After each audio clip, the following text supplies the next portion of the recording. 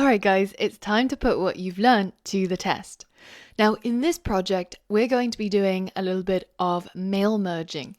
So mail merging is where you take something like what we have, a list of names, for example, and we want to insert each of these names into a letter. So instead of saying, "Dear name, you are invited to my birthday this Saturday," it should say, "Dear," and then it would replace that with whatever is here. Take a look at this example file. You can see that it replaced the name placeholder with the first name in the invitednames.txt file. Your objective is to write some Python code to automate the process.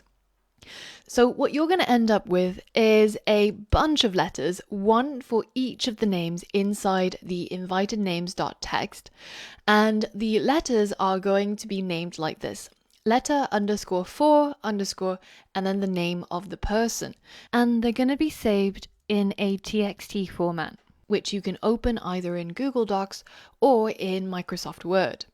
And it's basically ready for printing.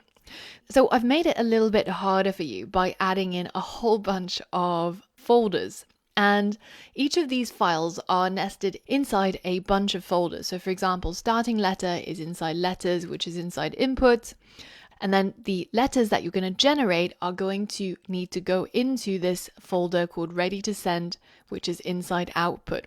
And no cheating. I don't want you moving around any of these files. You're going to be using what you've learned about directories and file paths to do everything without needing to drag and drop or move anything around manually.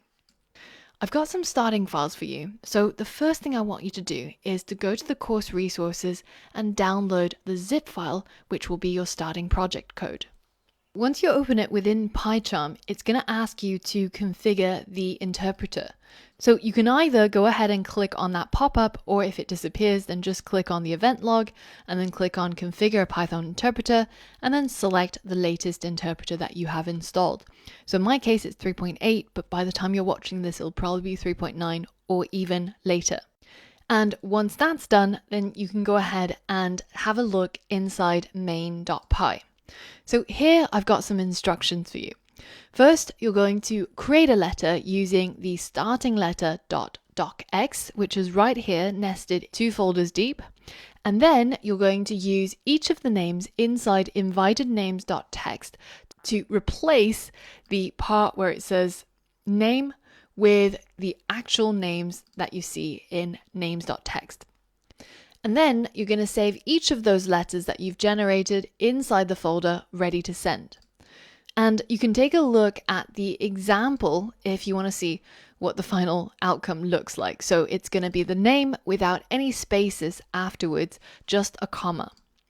Now, there's going to be a few things that will trip you up along the way. And I'm hoping that you're going to use your knowledge about how to get help from Google and Stack Overflow, as well as some of these hints that I've left in here for you.